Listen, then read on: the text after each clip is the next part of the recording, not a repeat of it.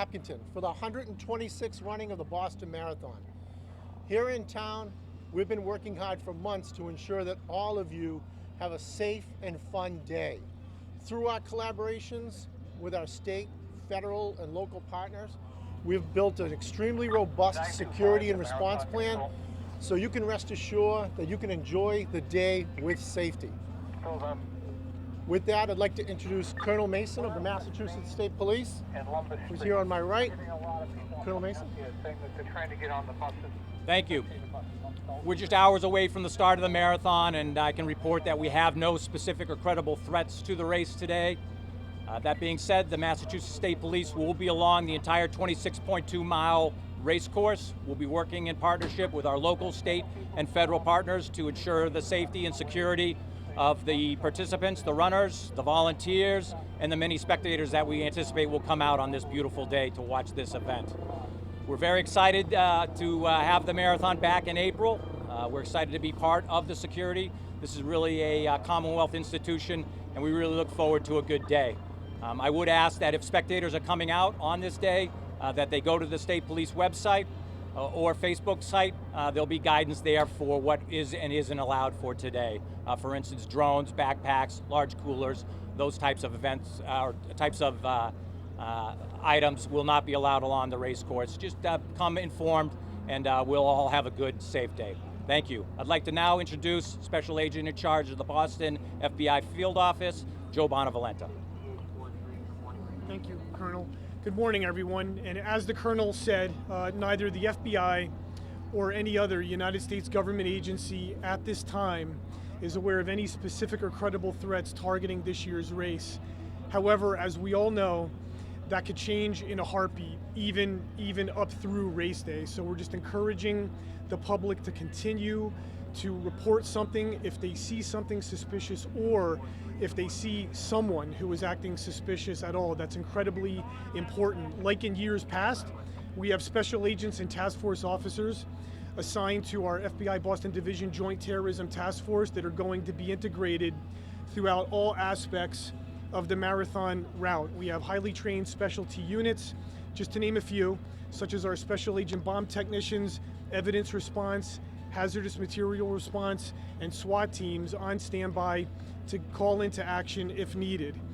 So once again, you've been hearing all week, really throughout the past couple of weeks, that mantra: if you see something, say something. And what we would like to tweak that a little bit, where if you see something about someone, please say something, because history has shown during most mass casualty events that do occur that after the fact, people come forward, such as friends, parents, teachers, classmates, and they say that they had noticed a change in someone either in person or virtually over social media.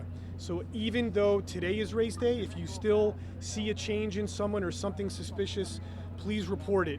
The FBI Boston Division, in addition to the unified command centers that you heard the Colonel speak about, we also have our own Joint Intelligence Center stood up at our headquarters in Chelsea, where we will be running database checks and monitoring any threat information and running down leads that may occur.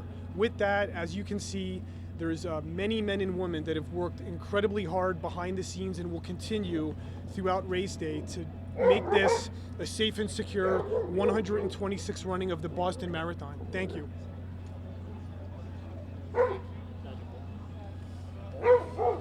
So we've spoken often about the robust, multi-layered protection plan that we have in place for the marathon. One of the layers is the Massachusetts State Police Firearms, Explosion, and Investigation Unit. They are plussed up today with a number of other agencies, both from in-state and out-of-state, and they will provide a complete response and capability for us to investigate and explore any unattended baggage, any unattended luggage, any unattended items that may be located along the race course. So to speak to a little bit about that capability, I'd like to introduce Sergeant Billy Qualls from the Massachusetts State Police. Thank you, Colonel. I just have to repair my rotator cuff from that little pull from the canine there. Good morning, happy Patriots Day. A little bit about our specific discipline, part of the CBRNE Task Force, Chemical, Biological, Radiological, Nuclear, and Explosive. We have about 335 members attached to that task force, comprised of multiple agencies, multiple disciplines. It's built upon partnerships, transparencies, unity of effort. We have individuals from as far away as Alaska, the Virgin Islands. We have NYPD working in Wellesley Center right now as we speak. So we have a robust, very layered plan in effect to handle whatever may come down the path. We feel extremely confident about that. Based upon a SEER Level 1 event, I would match up our CBRNE plan with any other SEER Level 1 event, such as an inauguration. So as I said, we've been doing this for quite some time, extremely confident. We have a number of canines, well over 65 canines attached to this task force. So whatever happens, whatever arises, the see something, say something, we'll respond immediately and effectively and efficiently. Any questions? Thank you. And then lastly, I'd like to introduce Steve Pugsley. Steve Pugsley represents Cops for Kids with Cancer. It's a charity event. As you know, the Boston Marathon has a proud tradition of being a charitable fundraiser. They've raised a lot of money for some very good causes, and Cops for Kids with Cancer is yet another one of those. And so I'd like to introduce him. Very proud of his efforts. Steve? Thank you, Carl. Yeah, this was an effort that was started by Detective Lieutenant Bill Coulter, who unfortunately passed away from cancer many years ago, or a couple of years ago. But he started this whole partnership with the BAA and continued to this day. We have 110 runners running with us today. Of that, there's 75 are sworn members of law enforcement, 50 Massachusetts state troopers. We've got troopers from Massachusetts, obviously, Connecticut, Rhode Island, New Hampshire, and many local police departments, as well as civilians running with us. And to date, this year we've raised $327,000 and money still coming in. And this charity was something that Bill was the chairman of at the time of his death. So as we go out there and continue running, it will be for in Bill's memory, and you'll see each one will be wearing hats like this, and the backs of our shirts will have this Trooper Tested logo, which Bill Coulter actually put together many years ago. So you see in the backs of the shirt running his memory. But the other thing is the tragedy we had just recently with Trooper Tamara Bucci passed away. We have her name and her ID number on the back of it. We have about 10 of her classmates actually running with us today.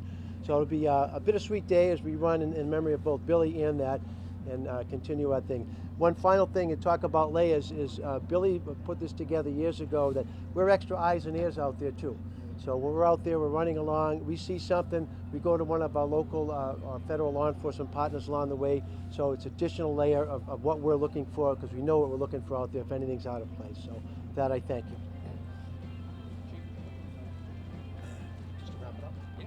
So again, in conclusion, thank you everybody for coming. We're here, we stand ready. Enjoy the day, enjoy the weather, and enjoy the race. Thank you.